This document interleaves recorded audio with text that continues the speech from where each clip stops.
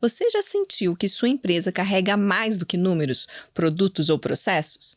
Que por trás de cada decisão existem histórias, vínculos familiares, valores herdados e, ao mesmo tempo, desafios que parecem maiores justamente por envolverem pessoas tão próximas.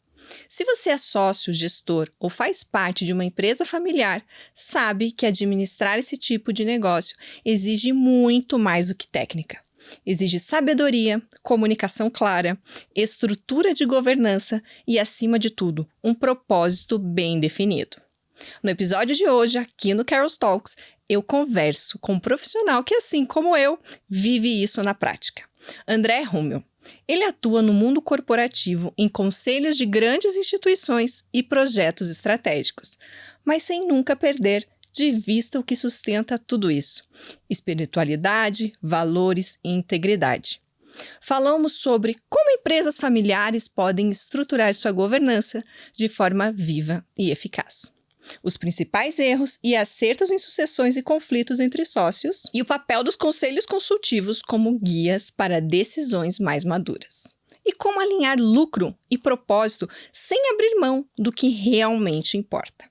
Essa conversa é um convite para quem quer crescer com consistência, prevenir desgastes e transformar a empresa em um legado saudável, para hoje e para as próximas gerações. Então prepara seu cafezinho, abre a mente e vem com a gente.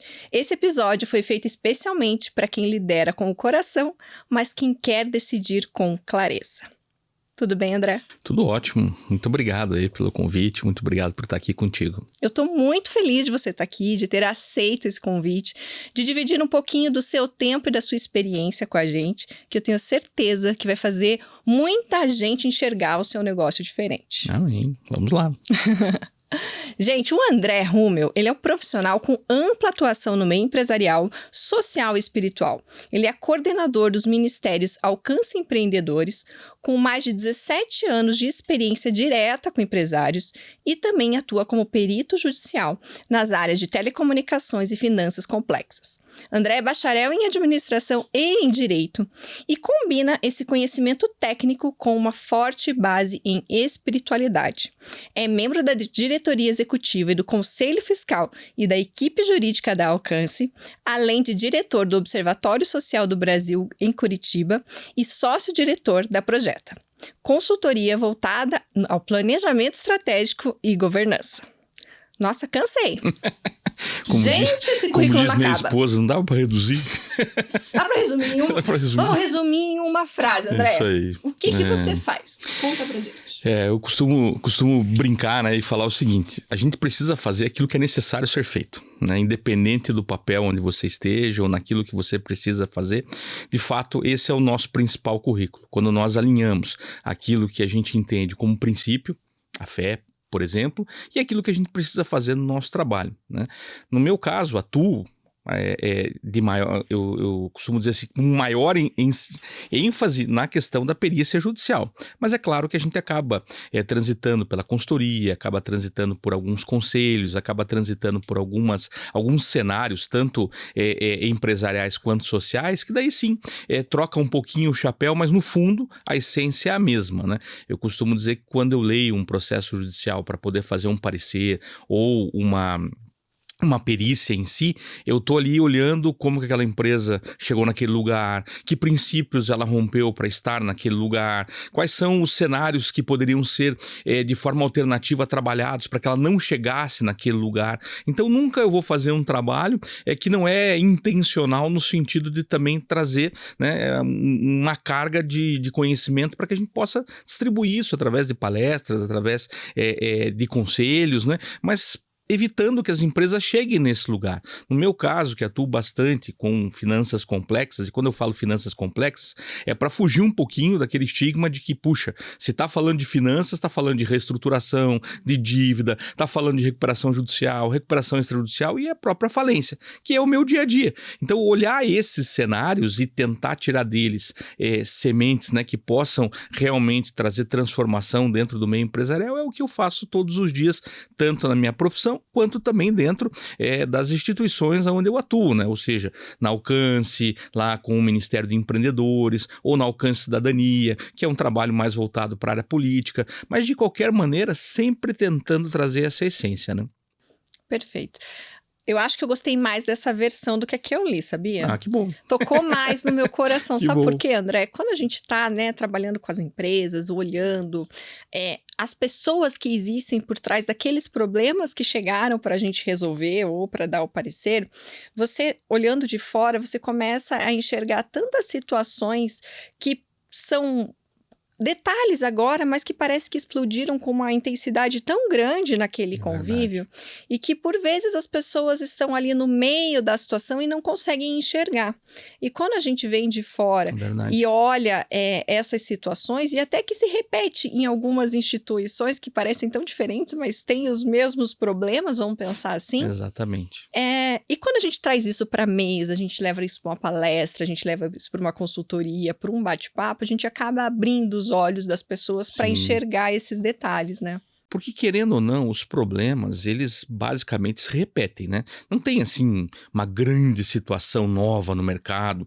E eu costumo dizer que, bom, nesses últimos 30 anos eu sou empreendedor, empresário, mas há 19, né, atualizando aí já o currículo, há 19 eu lidero um Ministério de Empreendedores, um trabalho que é feito com empresários, onde a gente aconselha, onde a gente trabalha o que a palavra de Deus fala sobre os assuntos de negócio e o que o mercado fala sobre os assuntos do negócio para convergir isso e trazer em alternativas. Mas é interessante que, assim, não tem um problema novo, né? As empresas começam normalmente pelos mesmos problemas, né? Começam a ter problemas pelos mesmos problemas que elas procuram, né? Ou seja, começa a desrespeitar princípios que são espirituais e depois os princípios naturais, né? Eu sempre digo que a consequência de uma meia nota, ela atua em duas esferas, né? Ela atua na esfera natural, você está lá sofrendo, né, talvez você pode sofrer uma consequência por causa daquela questão tributária, mas também está no mundo espiritual isso tudo, porque você está rompendo princípios éticos, princípios corretos, né? E aí, muitas vezes, é o que eu sempre falo na hora de um conselho. Puxa, as nossas ações, elas têm que guardar conexão com a realidade. É mais ou menos que nem fazer aquelas orações que não guardam conexão com a realidade. Exemplo, você está passando por uma blitz com o IPVA do carro atrasado. Aí você começa a orar para o guarda não ver você. O Senhor me esconde debaixo das suas asas, tal. Pô, essa oração não guarda conexão com a realidade. Você vai lá no Paraguai, compra tudo fora da cota e daí você vem na estrada orando para que o guarda não pare você. Ou seja, tem coisas que não guardam conexão com a realidade. E no mundo dos negócios, em especial nas empresas familiares, nas empresas de grande, de médio ou de pequeno porte, mas que tem, digamos assim, uma administração mais restrita, mais ali, não tão gestionada de forma profissional, mas mais caseira, esses princípios são facilmente rompidos, né? Porque, hoje eu não pago um imposto, mas não dá nada, né? Tem dois demônios, não dá nada e nada a ver, né? Gente, não vai dar nada, eu vou tocando o barco, daqui a pouco eu conserto, mas no fundo isso tá cavando um poço, né? Sim. E aí a falta de pedir conselho acaba se tornando, digamos assim, o orgulho, né? Ou, na pior das hipóteses, a pessoa já desanimou, né? Ela fala assim, não vou pedir conselho porque já não tem salvação mais o negócio. Mas dependendo da situação, teria salvação realmente. Sim. Teria uma metodologia de renegociação de dívida ou de uma estruturação financeira correta, né? Muitas vezes o empresário ele pega o empréstimo mais caro porque é mais fácil de pegá-lo. Uhum. Mas se ele estruturasse melhor essa tomada de crédito, ele conseguiria, muitas vezes, um dinheiro muito mais barato. Em especial para aqueles que regularmente pagavam tudo em dia, pagam os impostos em dia. O dinheiro para esses que são mais confiáveis, digamos assim, no mercado financeiro, é muito mais barato. Agora, não se consegue isso assim, né? Tem que estruturar essa informação, muitas vezes tem que fazer um parecer sobre o negócio, né? Ou sócios, por exemplo, que quando não conseguem se acertar ali na sociedade, eles preferem às vezes quebrar a empresa por causa das discussões do que efetivamente tomar uma postura mais ética, mais correta e mais profissional e caminhar para uma dissolução de sociedade onde não estrague a empresa, onde não danifique a empresa, né? Mas tudo isso requer como você disse na sua abertura, precisa de sabedoria para isso, né? E a gente precisa realmente das questões espirituais, porque se você não ora, se você não busca orientação para o seu negócio, dificilmente você vai ter um negócio de sucesso, né?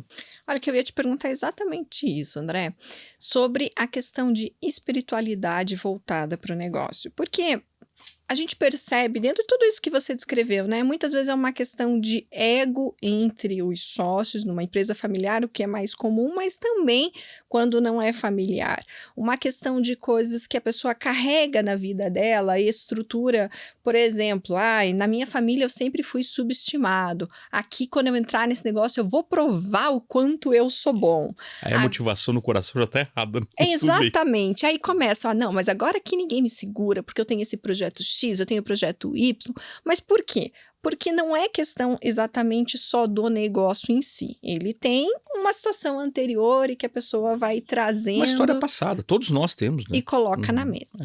Aí a gente pensa assim, poxa, mas como que eu posso olhar para isso no campo espiritual, o quanto isso vai refletir no meu negócio em si, né? Não é sobre... Às vezes as pessoas confundem, achando, eu vou trazer religião para dentro da empresa. Não é sobre isso, né? É sobre uma questão muito além disso. Isso. E eu gostaria que você falasse um pouquinho pra gente.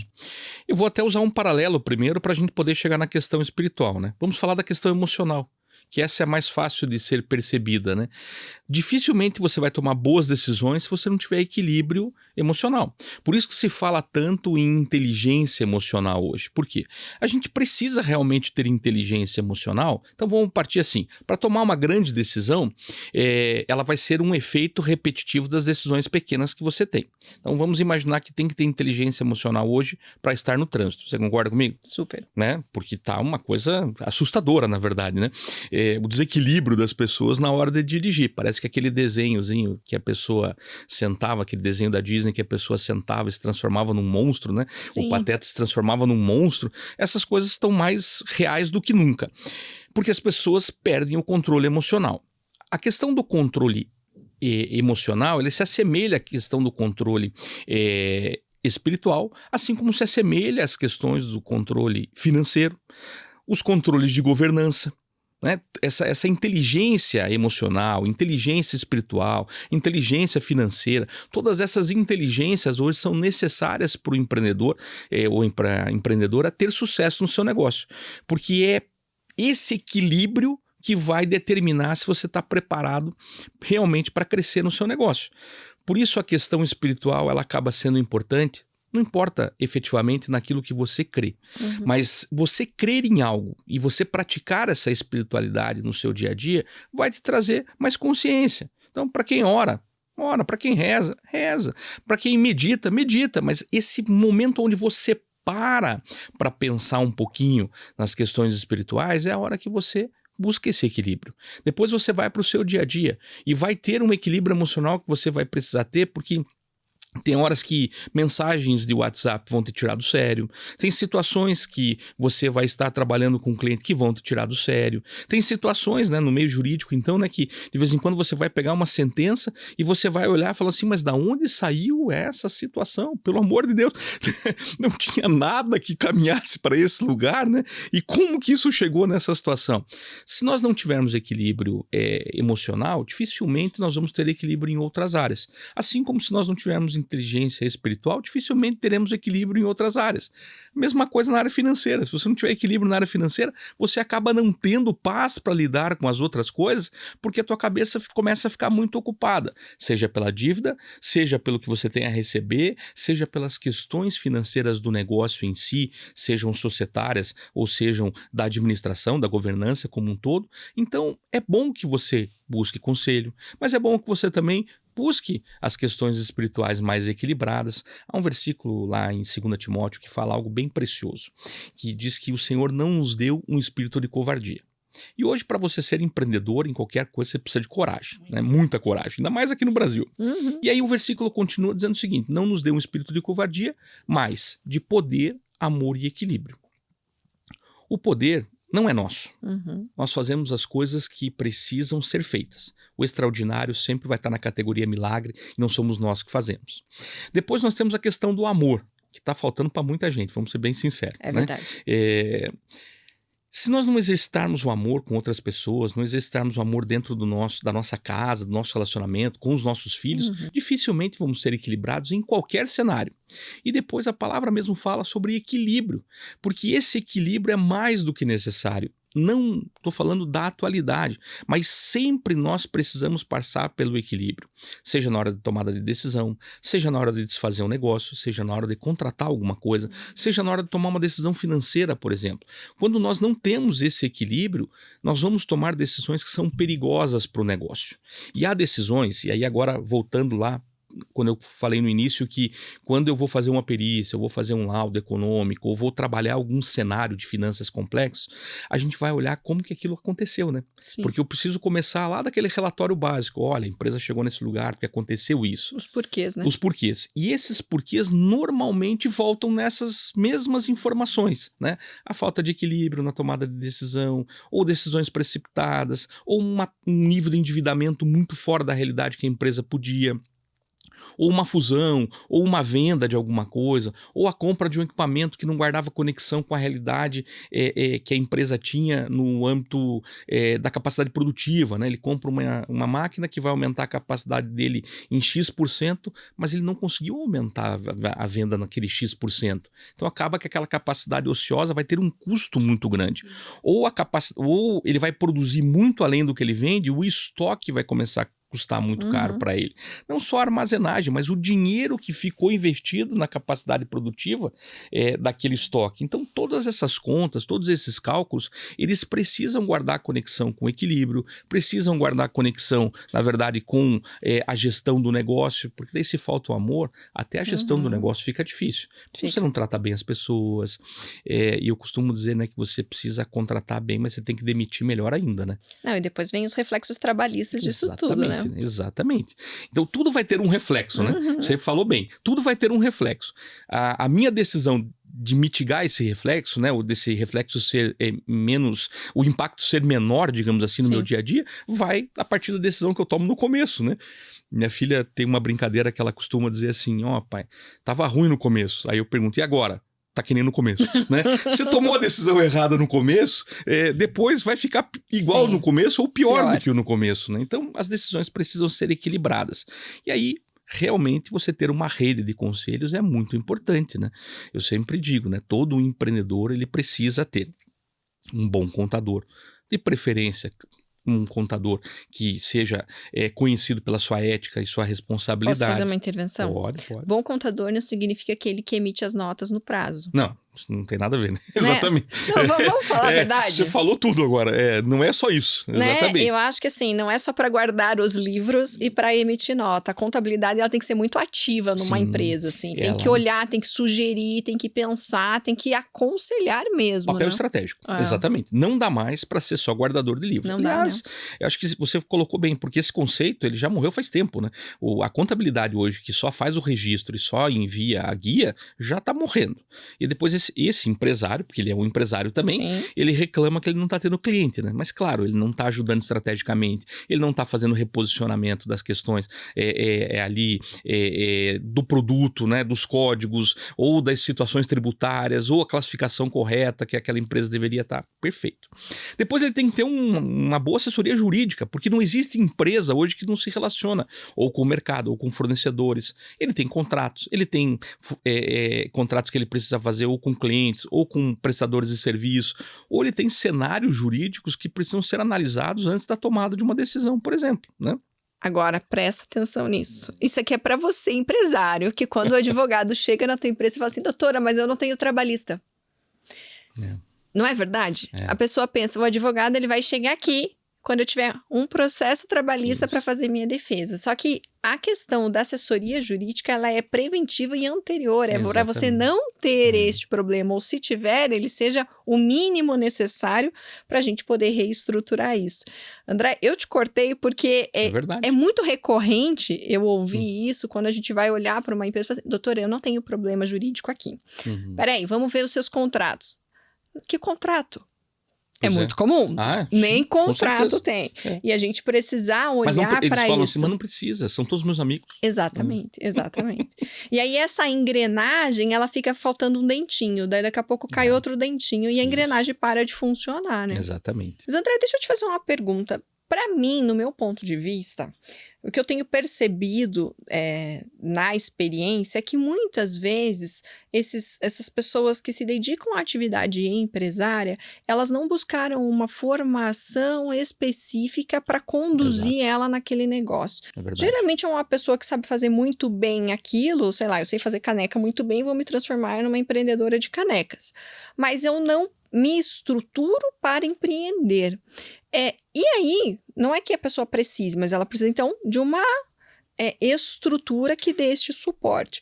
Você enxerga dessa forma também? Enxergo. Qual que é o teu ponto de vista? Enxergo dessa forma e nós temos um erro estrutural no nosso sistema de educação, né? Porque você ensina uma profissão, mas não ensina como faz aquela profissão funcionar, né? Então, o que acontece, por exemplo, no sistema europeu, no sistema americano de ensino? Então, você decidiu, por exemplo, fazer odontologia. Você vai fazer 1 semestre ou 2 semestres, primeiro de negócio, para entender sobre finanças, para entender sobre marketing, para entender sobre dívida, porque ninguém fala sobre isso, mas esse é o principal vilão hoje de toda a empresa, o endividamento, né? O custo do serviço da dívida ou o custo de captação financeira são os 2 maiores indicadores hoje que atrapalham o crescimento de qualquer empresa. Então, as empresas o empreendedor, na verdade, ele não se prepara para empreender. Ele tem a ideia do negócio e isso tem um valor, ok? Tem ideias que solucionam e revolucionam mercados, isso ok, sem problema nenhum. Mas quando você tiver a ideia ou você já tiver nesse game, você precisa se profissionalizar nele.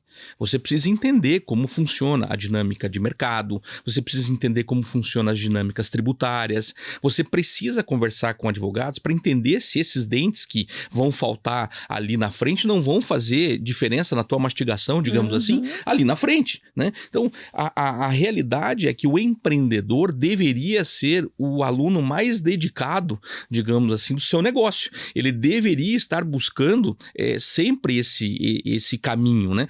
E esse caminho hoje, ele é muito mais fácil. Você tem cenários até gratuitos na internet hoje para poder empreender de forma correta, né? Existem escolas de negócios, existem pessoas que se dedicam a trocar conhecimento, né? a transbordar esse conhecimento, falando sobre, olha, você vai vender caneca? Beleza, você vai precisar entender de distribuição, de como que você vai embalar essa caneca, porque até a embalagem vai fazer diferença. Aliás, a classificação tributária, se você vai chamar de caneca, de copo ou de recipiente para líquidos, vai fazer uma total diferença no teu negócio.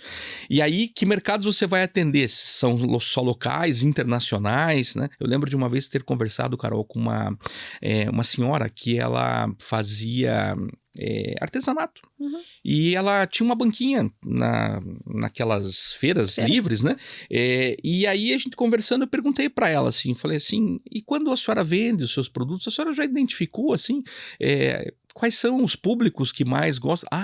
Quando vem gente de fora, sempre compram. Eu falei, então a senhora tem que se transformar numa exportadora. Ela falou, mas como é que faz isso, filho? Ela falou assim para mim. Eu falei, não é tão difícil quanto parece.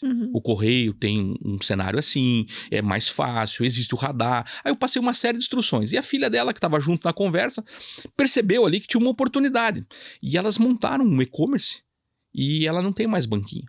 Porque ela ficou muito bem financeiramente só exportando. Porque ela parou de vender em real e passou a vender em euro e dólar. Então qualquer cenário já fica melhor, né? Se ela vendesse a mesma coisa, é o mesmo produto. E ela começou a ter muito sucesso nisso. Então você precisa entender qual é o teu segmento, o que você vai resolver, que dor que essa caneca vai resolver, né? Eu lembro de ter comprado uma vez um kit de cafés da Nespresso e ter vindo de brinde, porque a gente compra a gente faz lá no escritório aquelas compras recorrentes, né? E ter vindo de brinde, há um tempo atrás, não existia, uma xícara, um copinho, na verdade, que você não tocava no café. O café ficava no meio, e daí ele tinha um espaço, né? Agora ela é comum, essa xícara, mas naquela época era muito revolucionário. Então a gente já tomava o café pensando em pegar aquela xícara que não esquentava o dedo. Então resolveu uma dor. Incrível, né? Então, se a caneca não resolver a dor, teu negócio já tem algum erro, né? E se você não pegar os conselhos certos, você vai ter problemas. imagine assim, eu vou produzir a caneca. Tá bom, tem alguma marca registrada já desse tipo de caneca? Tem alguma patente que diz que o meu sistema produtivo não pode ser desse jeito? Aqui já deu um BO em 90% de muito negócio que tem por aí, que está funcionando e não sabe que um dia vai ser notificado judicialmente sobre o uso indevido ou de marca ou de processo produtivo. Aí entra o não dá nada, né? O não dá nada. Não dá nada, o nada a ver é o que mais acontece por aí, né? É a falta de procurar profissional correto.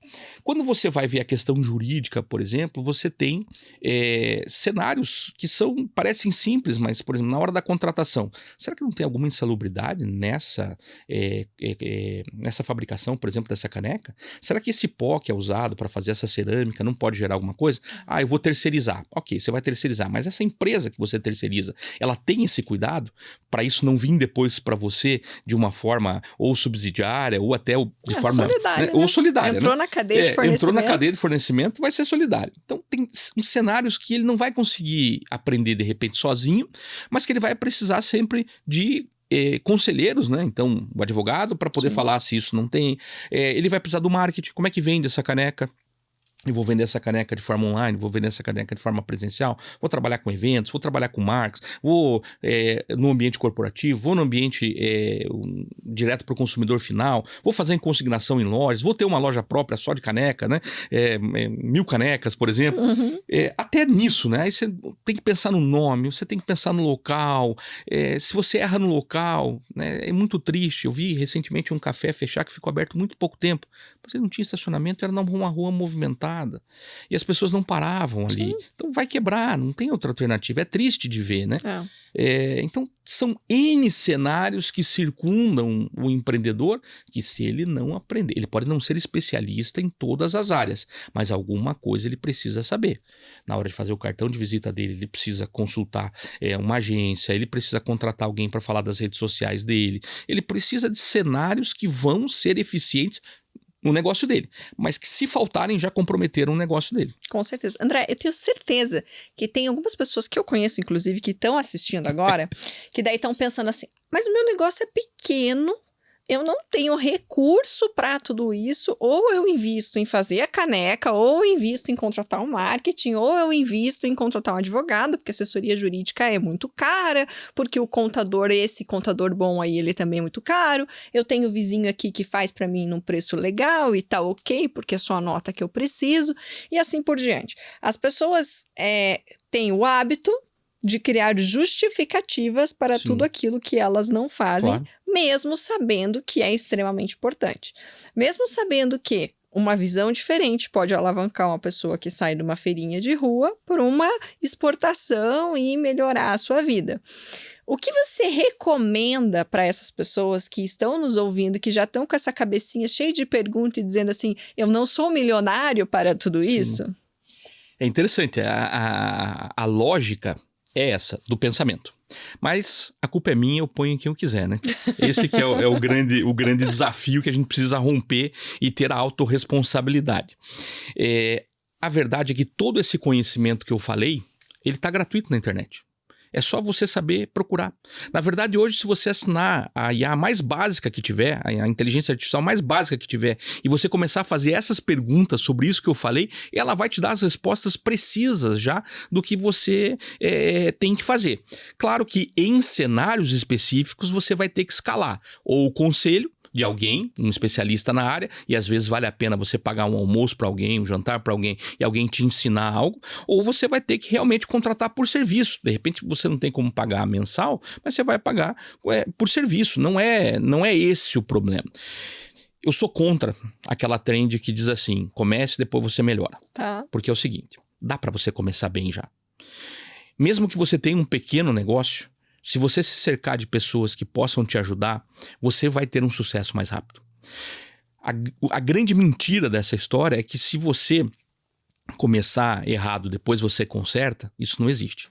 Ou você começa bem, ou você vai estruturando bem o seu dia a dia, ou você já vai ter dificuldade logo ali na frente. Não vai demorar 10 anos para você ter uma dificuldade. Talvez, lá atrás, há 30 anos, nós tínhamos um cenário assim. A margem de lucro era grande, porque sempre era pouco produtor para aquilo que estava sendo feito. Então, você tinha uma margem de 400%. Né? Então, se você errasse, você tinha dinheiro para pagar as custas trabalhistas, você tinha dinheiro para pagar o problema com o consumidor, você tinha recurso. Hoje não é assim. Hoje as margens são apertadas, tem uma grande concorrência de todas as coisas, né? Ninguém mais fabrica algo que ninguém inventou. É raro acontecer isso. Os poucos que conseguem isso são os unicórnios da vida e conseguem fazer algo muito significativo. Mas a grande maioria não está nesse cenário.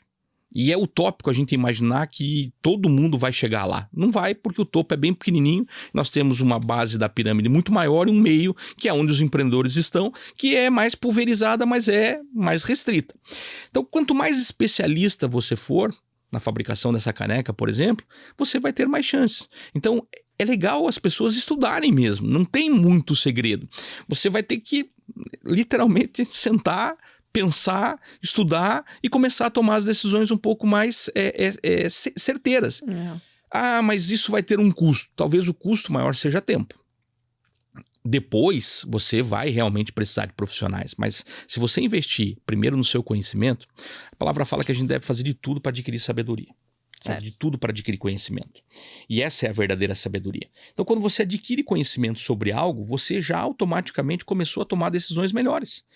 Então, leia um livro sobre esse tema, procure informações, né? Vá numa feira sobre o teu setor. Quantas pessoas, quando vão numa feira setorial, por exemplo, nossa, a cabeça abre, puxa, que legal, nunca tinha pensado nisso, que coisa maravilhosa. Claro, você não saiu de trás do balcão.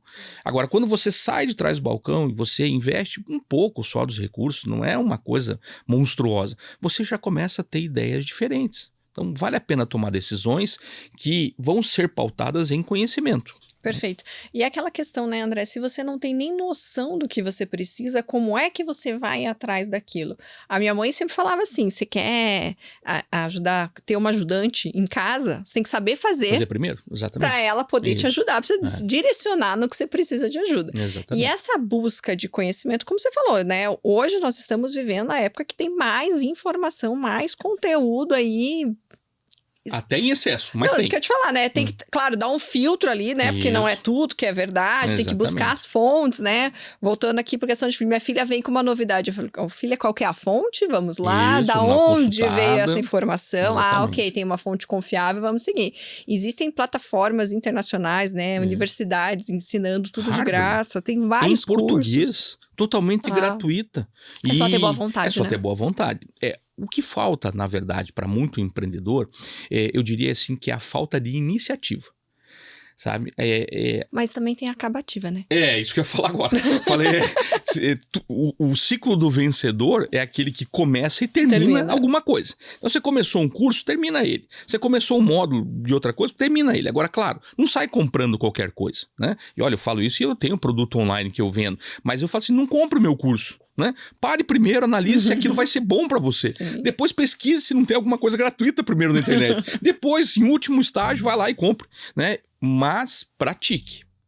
Exatamente. Porque se você também adquirir algum conhecimento e não colocá-lo em prática, é mais ou menos construir na areia. Exatamente. Né? Você não vai conseguir fazer nenhuma grande mudança, né?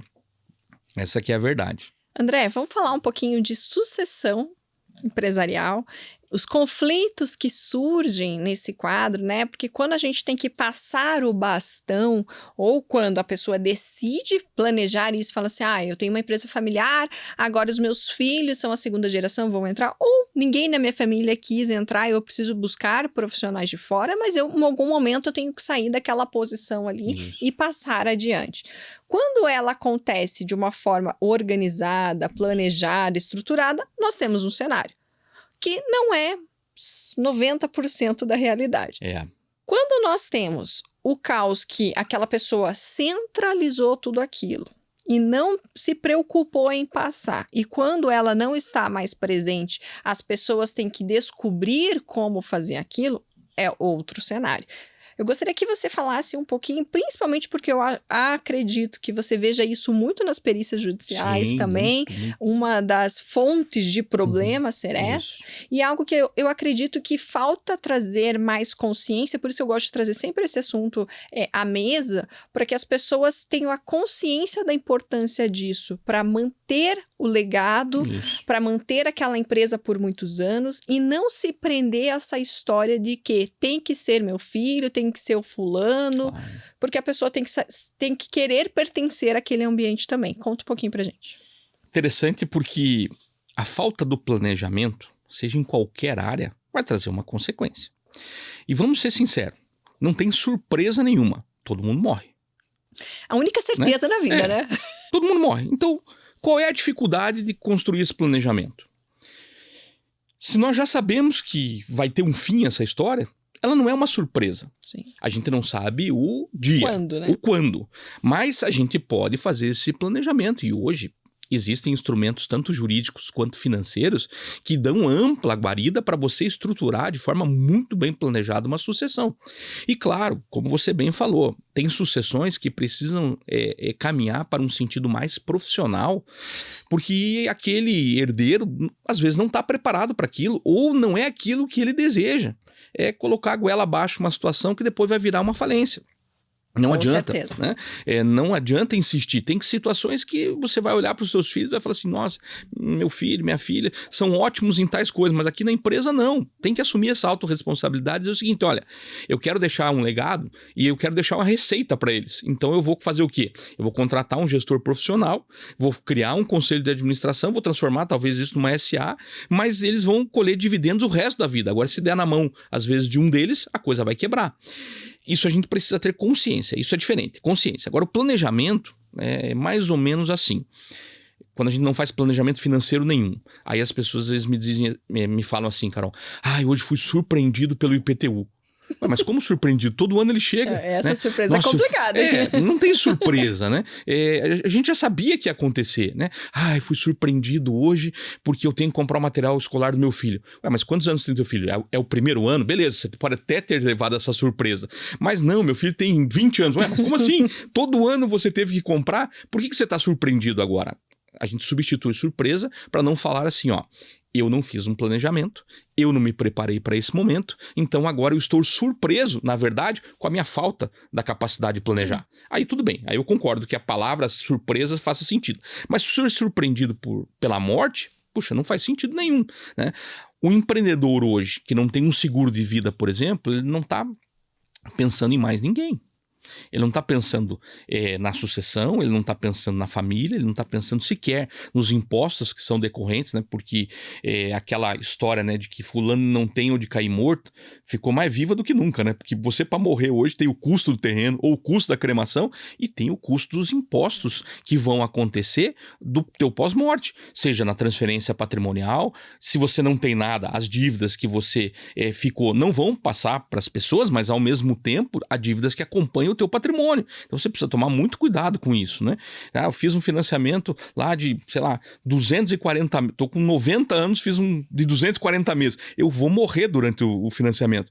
E se alguém não pagar, aquele imóvel vai ser perdido porque ele é garantia naquele financiamento. Sim. Então falta muito essa, digamos assim, autorresponsabilidade empreendedora de fazer o planejamento correto, seja da sucessão patrimonial. Então, existem hoje, por exemplo, seguros que você faz para pagar cota social. Então, mais ou menos assim, os sócios fazem um seguro que, se um deles falecer, a outra parte será comprada pelo sócio remanescente. Mas não vai deixar a família do sócio que morreu na mão, né? Sim. Só que muitas vezes a empresa não tem esse dinheiro em caixa para poder comprar essa cota. E aí vira aquelas grandes confusões jurídicas que não se resolvem facilmente. E quando se resolvem, ela já destruiu o patrimônio. Então a falta do planejamento vai levar a uma consequência. Além do patrimônio, todo o relacionamento que tinha ali, né? Porque as pessoas às vezes esquecem também de ponderar a importância de um relacionamento bem estruturado e o quanto isso afeta no patrimônio, assim como o patrimônio afeta no relacionamento. Exatamente. E isso não só entre casal, que também tem esses problemas, mas entre sócios, entre players do mercado, fornecedor, cliente. Então, se você desestrutura a tua empresa, ali você pode perder clientes que não vão conseguir lidar com o problema interno de vocês. Exatamente. Você vai perder um bom fornecedor porque Isso. você não cumpriu com os prazos dele. Então, é a engrenagem de novo, Exatamente. E sem contar os problemas jurídicos que vão decorrer disso também, Sim. né? O critério do planejamento, ele é diferente para cada empresa, sem dúvida alguma, né? Pequenas empresas têm um critério muito diferenciado, porque às vezes um seguro de vida já resolve todos os problemas que ele vai ter ali na finalização, porque ele é sozinho na empresa, um seguro de vida resolve aquelas últimas situações e pelo menos o cônjuge fica um pouco mais confortável, né? Agora, o que não dá para fazer é você achar que ao acaso essas coisas se resolvem. O não dá nada. O não dá nada. Então, você tem já uma condição melhor, tem 2, 3 imóveis, já faz uma holding patrimonial. Depois, um desses imóveis eu recebo aluguel. Então, essa holding recebe esse aluguel, faz distribuição de resultado para você. Você vai pagar muito menos imposto de renda que na pessoa física. Essa inteligência tributária, inteligência financeira, ela tem que fazer parte do DNA do empreendedor desde o começo já. E exatamente como as questões jurídicas, exatamente como as questões fiscais, tudo isso precisa estar na pauta. Agora, o planejamento sucessório, que se divide, né, no patrimonial e naquele da sucessão propriamente dita, da pessoa em si, ela precisa ser estudada, porque às vezes, um exemplo, né, eu sou perito, não tem sucessão no meu negócio. O dia que eu morrer, acabou. Agora, eu posso, como tenho uma empresa de perícias, eu tenho associados. Eu posso criar, por exemplo, uma governança no meu negócio, que é o que eu tenho. Se eu venho a faltar, a empresa tem que ter caixa para contratar um perito para ficar no meu lugar. Sim. E continuar tocando os negócios e a minha família continuar recebendo. Porque tem muitas vezes cenários que eu vou receber anos depois, né? Os honorários. Então a minha família vai continuar recebendo. Agora, se eu não fizer isso, o que vai acontecer? Eu morro, ninguém nem fica sabendo o que aconteceu. E aí, muitas vezes, eu só vou ser substituído, os meus honorários vão ficar lá, o Estado vai ficar com eles, a minha esposa nem vai ficar sabendo, meus filhos nem vão ficar sabendo, porque eu não planejei. Uma empresa, teoricamente, é mais simples de fazer esse processo, mas às vezes é legal você guardar um recurso financeiro para contratar um administrador, por exemplo. A família, né? Porque às vezes o empreendedor é personalíssimo naquilo que ele faz, né? Ele é o desenvolvedor da caneca. Não vai ser contratado alguém para fazer isso. Mas se você colocar um administrador, talvez você mantenha a empresa mais um tanto e os filhos, que às vezes são menores ainda, ou o cônjuge, vão conseguir se manter financeiramente. Não acaba junto com a pessoa todo o negócio. Tem muito empreendedor hoje que quando ele vem a faltar, o negócio automaticamente falta também. Sim. Morre o negócio junto com ele. Isso é muito ruim. É péssimo, né? Na advocacia a gente tem isso, Sim. né? Porque o teu trabalho é intelectual, então é você que produz aquilo e você tem que ter uma estruturação de o que vai acontecer quando você não estiver mais aqui, né? Exatamente. André, deixa eu te fazer outra pergunta relacionada a isso. Sobre essa questão da gente ter um propósito no trabalho, a gente ter essa questão da espiritualidade alinhada e a questão dos lucros. Como que eu penso isso como resultado do meu trabalho sem achar que pode ser algo errado eu querer ganhar mais ou eu... Né? Eu acho que isso, as pessoas ficam pensando, não, mas se eu for ambicioso demais, eu tô cometendo um erro, eu tô pecando, eu não posso, eu tenho que me contentar com isso. Fala um pouquinho pra gente. Muito legal, porque eu já recebi tantas vezes essa informação. Carol, não é pecado ter lucro, até porque negócio que não tem lucro quebra, né? Não existe essa conta, né? Não existe essa lógica. Veja, o próprio Paulo, quando estava no ministério, fabricava tendas. E eu costumo dizer que quando eu chegar no céu eu vou perguntar, né? Vem cá, como é que vocês vendiam, né? Tinha um programa tipo Minha Tenda Minha Vida, né? Como é que vocês faziam para vender as tendas? Como é que era essa organização? Só que eles tinham uma sociedade, né? Com gente da mesma nacionalidade, gente da mesma fé. Ele tinha uma sociedade com um casal, eles fabricavam tendas e obviamente era desse lucro. A Bíblia fala 3 vezes sobre o funcionamento das vendas da fabricação de tendas. Então, pela lógica, a gente entende que parte do recurso vinha também dessa fabricação de tendas para sustento do ministério dele. Então, evidentemente, nós vamos ter que ter lucro para o nosso negócio acontecer. Agora, tem uma frase muito legal que é atribuída a Lutero, que um sapateiro um dia procura Lutero e fala para Lutero, Lutero, estou muito incomodado porque eu queria servir a Deus, mas eu sou sapateiro. E aí Lutero responde para ele, Você quer honrar a Deus com o que você faz? Então, faça um bom sapato, tá falando de qualidade, de excelência, de fazer bem feito aquilo que ele faz, e venda a um preço justo. O que é um preço justo? É você ter lucro naquilo que você faz, pagar os seus custos operacionais, impostos, mas ter o seu sustento também. O trabalhador é digno do seu salário. Aonde que você erra a mão nessa história? Quando você percebe, e a gente consegue perceber isso naturalmente, quando você começa a cobrar um valor muito além do mercado, muito além do que a pessoa teria capacidade de pagar. Ou você faz uma distinção por bolso de cliente, né? Ah, chegou aí a dona fulana, eu sei que ela tem dinheiro, então para ela eu vou cobrar 10 mil reais. Aí chega o outro e fala, não, eu vou cobrar 2 mil, senão ele vai consultar alguém e vai ver que eu cobro só 2 mil. Então, puxa, nessa hora você precisa ter consciência e você precisa ter ética, né? Aí eu digo que a gente precisa, eu participo de um movimento chamado Corajosamente Éticos, a gente precisa ser corajosamente ético nessa hora, de saber que aquele cliente poderia pagar mais, mas você vai fazer o preço que você também faz para outra pessoa que não tem a mesma condição financeira, porque é aquilo que as suas horas de trabalho, ou o seu produto, ou a sua caneca vão representar. Eu não consigo vender uma caneca, por exemplo, beijo, depende do posicionamento. Tá. Mas ninguém vende uma caneca por 100 mil reais, você concorda? Tá. Dependendo da marca que tiver impressa nela. Você concorda? Concordo. Porque daí já não é a marca, já não é a caneca, é a marca. A marca. Né? Então, eu vou fazer uma caneca boa, vou cobrar um preço justo e vou vender no mercado que eu decidi vender. Se eu decidir vender no mercado corporativo, ele é brinde. Se eu decidir vender no mercado, por exemplo, de alta renda, por exemplo, no mercado de luxo, talvez ela tenha um preço diferente. Por quê?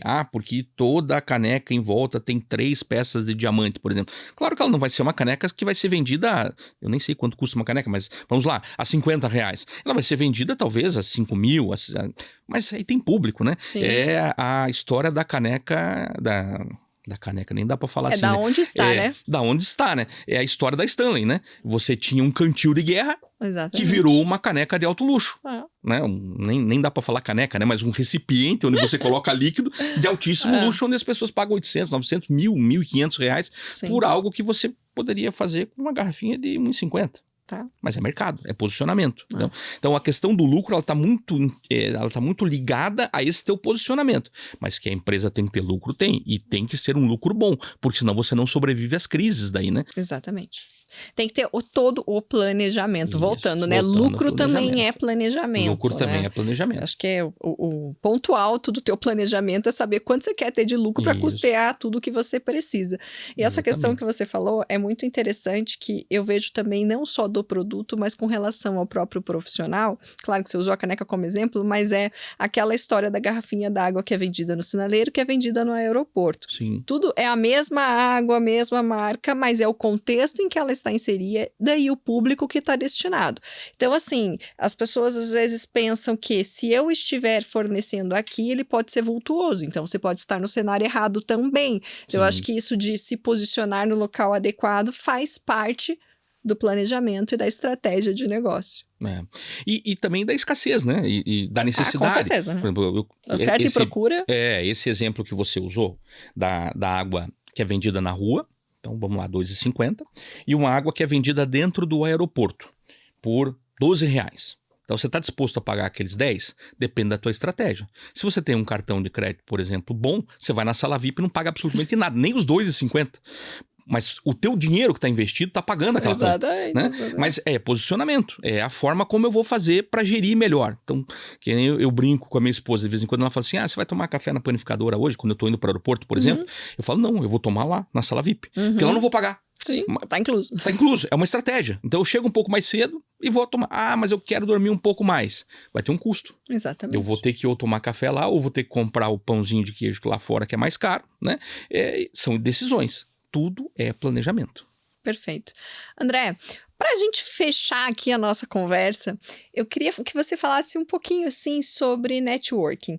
Mas no sentido de que, por exemplo, as pessoas buscam estar em grupos, em contatos, mas às vezes elas não sabem nem o que elas estão buscando, ou como chegar, como se relacionar. Porque a gente sabe que conexão gera valor e as pessoas acabam se conhecendo e replicando negócios, e a gente precisa um do outro. Ninguém trabalha sozinho, ninguém faz nada sozinho, né? É tudo engrenagem engrenagem de novo, voltar na engrenagem. E às vezes as pessoas, eu vejo alguns profissionais que eles querem ir no ambiente, eles querem buscar isso, mas não sabem como se posicionar, não sabem como buscar, qual que seria a estratégia de eu me relacionar. Eu vou chegar em alguém e falar assim, não, eu quero tal negócio. Como é que funciona isso? Dá uma dica pra gente, você que tá sempre bem relacionado, que tem a questão dos ministérios, etc., para deixar aquela mensagem final para dar uma ajuda pro povo aí. Eu costumo dizer o seguinte, vá, né? Tem que fazer network, faz parte do negócio. Se você não se relacionar, você não vai subsistir no negócio. Porque você precisa de contato, você precisa de cliente, mas você precisa de fornecedor, precisa de contato. Não tem outra alternativa. Então, viu um anúncio, vai ter uma reunião lá no seu bairro, vai ter uma reunião na sua igreja, vai ter uma reunião de empresários daquele determinado setor. Vá. No começo você fica tímido, no começo você às vezes não fala com ninguém, mas você está adquirindo conhecimento. Mas às vezes o fato de você trocar um cartão com uma pessoa ali do seu lado, ou o fato de muitas vezes você buscar o network também não intencional, né? Eu faço muito isso, né? Vá fazer network, mas não com a intenção de fechar um negócio. Não, vá lá conversar. Né? Vá lá, bater papo, lá, tô aqui para aprender também, sou do setor tal. Aí a pessoa fala, que legal, o que você faz? Né? De uma forma resumida, não chateia as pessoas, às vezes, com apresentações técnicas difíceis, né? Ou abuse dos termos em língua estrangeira, né? Que também é difícil, né? Uma vez uma pessoa tentou me explicar o que ela fazia, depois de 10 minutos eu falei assim, amigo, fala lá pra mim, em português, né? O que você faz, né? Aí quando ele terminou, ele falou, tu é corretor, então. Entendeu? Sabe, às vezes precisa se sintetizar melhor, mas, né? Faça um pitch de network, não um pitch de vendas, propriamente dito. Faça relacionamento, né? Vá em reuniões, converse com pessoas, vá em reuniões do seu setor, né? Às vezes até numa reunião do condomínio você pode fazer uma amizade com um vizinho que você não tem, de repente ele tá precisando do teu produto. Quanto mais networking você fizer, mais isso vai trazer negócios para você. E vai trazer amizades importantes que às vezes não vão te gerar negócio, mas vão te livrar de situações que às vezes te fariam perder negócios, né? Então, faça relacionamentos que não são tão intencionais na hora de vender. Mas vá, né? Uma boa festa de casamento gera network, né? Um aniversário de criança, né? Eu já fechei um negócio uma vez, fantástico, um aniversário de criança, que eu fui, na verdade, levar meu filho. Eu nem era amigo da família, mas tinha que levar meu filho, era muito pequenininho, tinha que ficar lá junto. Sim. Aí fiquei com o outro pai falou, vamos fazer o quê? Vamos conversar, né? E aí o que você faz? Eu faço isso. O que você faz? Pum. Daqui a pouco ele falou, cara, mas eu tô com uma necessidade nisso aí. Eu preciso de um laudo financeiro nesse... Não, então amanhã nós vamos ter que conversar. E fechamos um negócio. Parem de reclamar de levar as crianças em festa, que vocês não conhecem ninguém. Aproveitem a oportunidade, todas né? As oportunidades. Tudo é oportunidade, né? Uma vez uma pessoa... chegou para mim e falou assim, eu fui convidado para um jantar e esse jantar custou R$800, era um jantar beneficente, lá no Graciosa.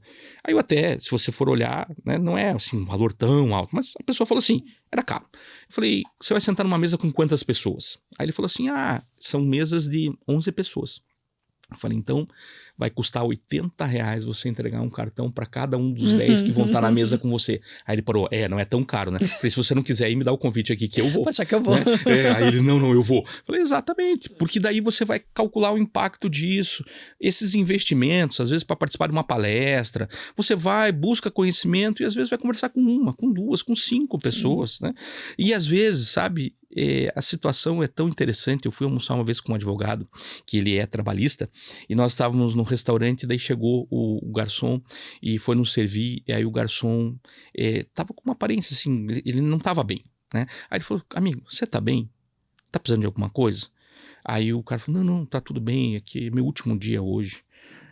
Na hora ele tirou o cartão e falou assim, se você teve algum problema aqui, você fala comigo. Eu falei, Jesus amado. Eu falei, não faça isso, né? Mas é oportunidade, é network. Você tem que estar o tempo todo pensando nisso.